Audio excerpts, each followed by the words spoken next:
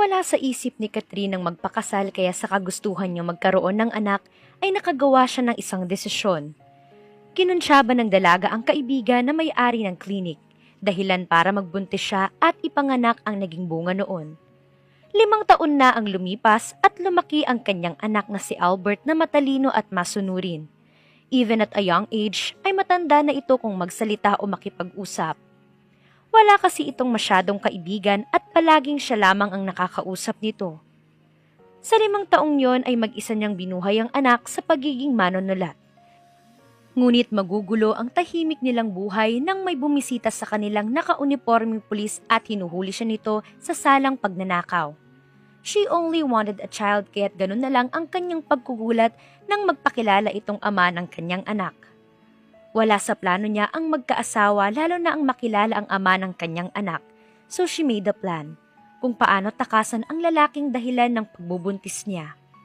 Pero paano kung gawin ni Andrew ang lahat para panagutan siya at maging totoo silang pamilya? Paano niya pakikisamahan ng binata, gayong anak lang ang nais niya rito at walang pagmamahal na namamagitan sa kanila?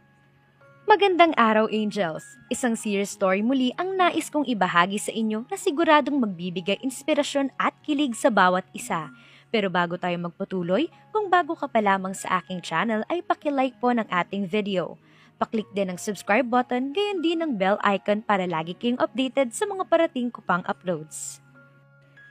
Naalimpungatan si Catherine nang makita niyang umaga na. Nagunat pa siya bago buksan ang kanyang mata.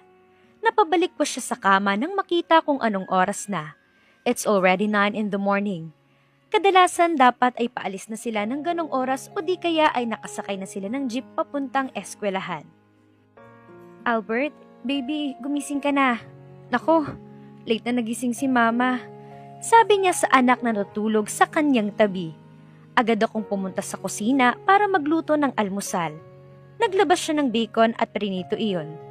Anak, punta ka na sa banyo at papaliguan na kita. Malilate na tayo. Sigaw niya sa anak. Naalala niya pa ang bilin rito kinagabihan na huwag magpupuyat para hindi sila mahuli sa unang pasukan nito bilang nursery. Ngunit kabaliktaran lagi ang nangyayari. In 30 minutes ready na ang kanyang anak at nakabihis na rin ito ng uniforme. Kumain ka na dyan, Albert, at maliligo lang si mama. Her son was only 5 pero matured na itong mag-isip. At kung tatanungin niyo kung nasaan ang kanyang asawa, wala. She's not married or no boyfriend either. Wala siyang balak magpakasal at magkaroon ng asawa dahil sakit lamang iyon sa ulo. Late na naman ba tayo, ma? Inosenteng tanong ng kanyang anak. Matapos niyang ipalaman ng bacon sa tinapay ay inilagay niya iyon sa lunchbox nito. Medyo, next time anak, babawi na lang si mama. Malakas na boses niyang sabi dahil bumalik siya sa kwarto para balikan ang kanyang pitaka at cellphone. Wala na ba nakalimutan si mama? Tanong niya sa anak dahil kilala niya ang sarili lalo na't kapag nagmamadali. She forget things easily. Susi? Tumango siya at binalikan iyong muli sa loob ng kwarto. It took her another 5 minutes dahil hinanap niya pa kung saan niya pinatong ang bagay na yun. Kundi niya patinignan ng pitaka ay hindi niya makikitang andoon ang susi ng bahay. Inayos niyang muli ang suot na damit. First day ng anak niya sa nursery kaya't hindi lamang siya ang excited kundi pati na rin ang kanyang anak. Nakangiting binalingan niya ito bago umalis. At exactly 10:30 ay nakarating na sila sa eskwelahan. 30 minutes late again and every first day of his son. Niyakap niya ito ng mahigpit bago pinakawalan. Tandaan mo ba lagi sinasabi ni Mama Albert? Opo, ma. Huwag aalis hanggat wala si Mama. Magsasama kung kani-kanino.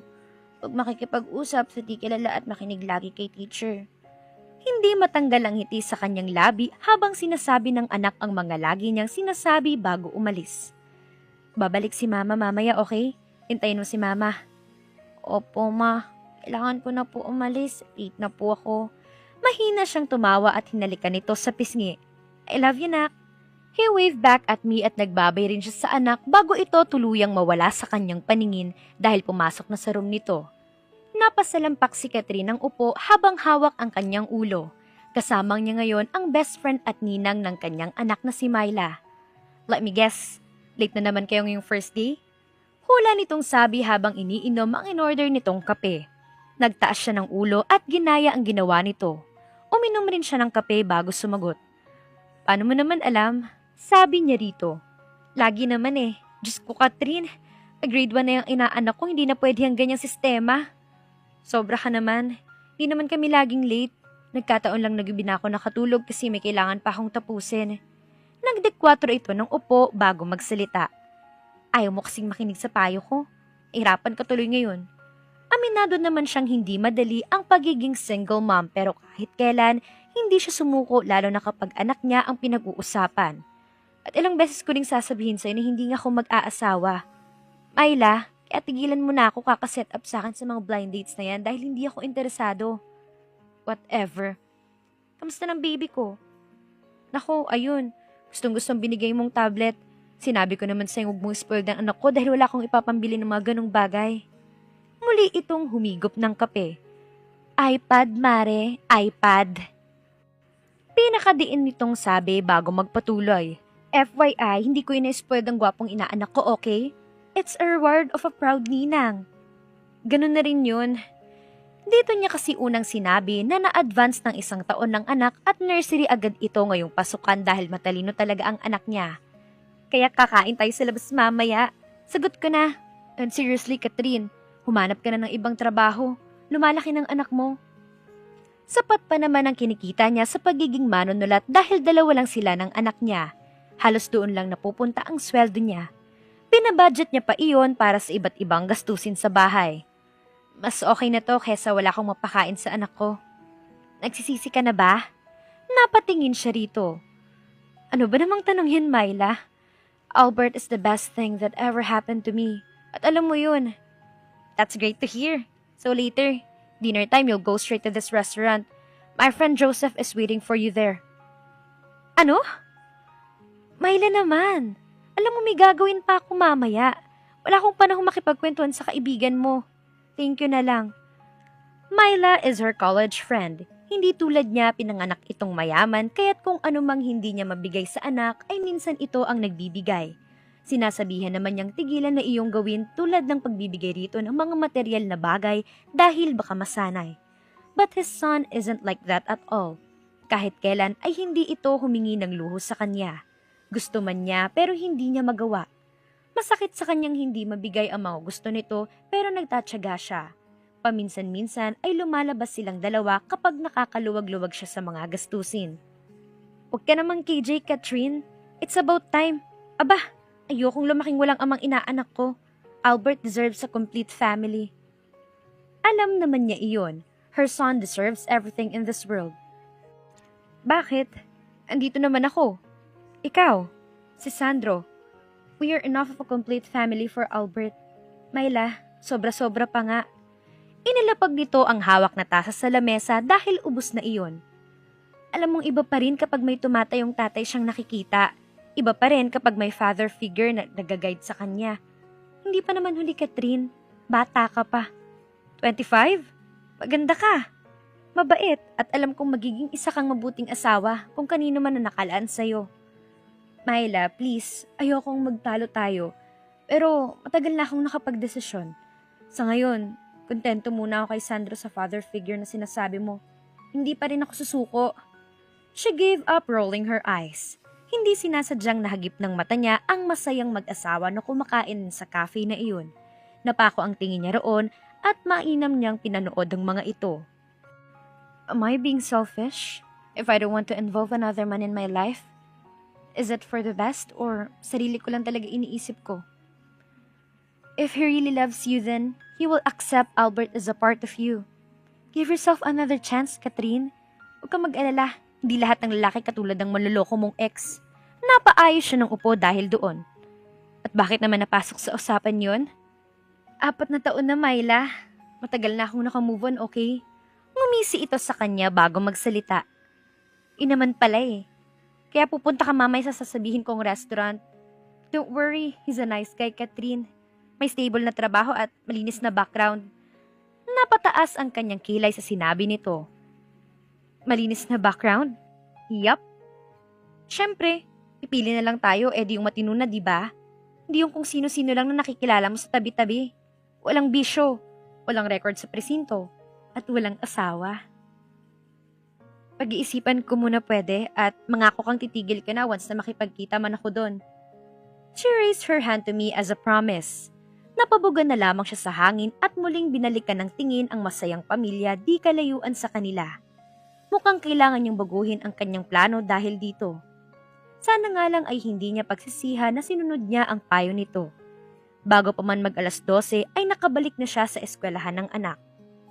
Aminadong kabado si Catherine dahil ngayong taon ay hindi na kaedad ng anak niya ang mga magiging kaklase nito.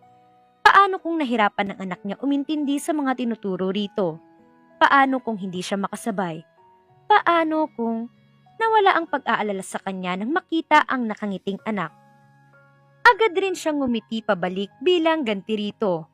Makita mo lang na ganito lagi ang bubungad sa'yo, mawawala lahat ng pagod, problema at stress na iniisip mo. He's all I have now. Besides my friends, he's the greatest gift God ever gave me at araw-araw ko yung pinagpapasalamat sa kanya. That for once, pinagawa rin akong tama. Niyakap niya ang anak na masayang-masaya. How's the first day? Ngayon niya lang nakitang ganito ka-energetic ang anak. Sanay na siyang masayahin ito pero iba ngayon. Parang doble iyon. Sobrang saya ma. My classmates, my teachers, lahat. And I have this new friend. Katabi ko lang siya. Her name's Bea. Bea? A girl? Opo ma. Natian ko siya ng bacon sandwich na niluto mo. She liked it. Talaga? Lumuhod siya sa harap nito para magpantay ang kanilang laki. Then I'm going to make double sandwich tomorrow para hindi na kayo maghahati sa isa. Natatawa siya dahil nagtatatalon ito sa saya dahil doon. Muli niyang hinawakan ng kamay ang anak bago umuwi. It's just 15-minute ride. Hindi naman ganong malayo ang eskwelahan ng kanyang anak. Buti na lang kundi mas lalo pa silang late kung nagkataon. Naglalakad na sila pa uwi nang muli siyang magsalita. Hindi mo ba ikikwento paano mo nakilala si Bea? Tumingala ito sa kanya. Nakita kong nahirapan siya sa pinagagawa ni teacher sa amin kaya tinuruan ko siya. Teacher gave me 2-star dahil dun. She chuckled. Talagang mahahawa ka sa kasiyahan ng kanyang anak. Her stress reliever. Nawala ang ngiti ni Catherine sa kanyang labi nang mapansin ang lalaking nagmamasid sa labas ng kanyang bahay. Humigpit ang hawak niya sa braso ng kanyang anak. Ano pong kailangan nila? Napalingon ito sa kanya dahil nagsalita siya para makuha ang atensyon nito. He's wearing blue suit that match his crystal clear eyes. May itsura ito pero wala siyang tiwala dahil wala pa siyang nakikitang ganon ng muka na nakatira sa lugar na yun.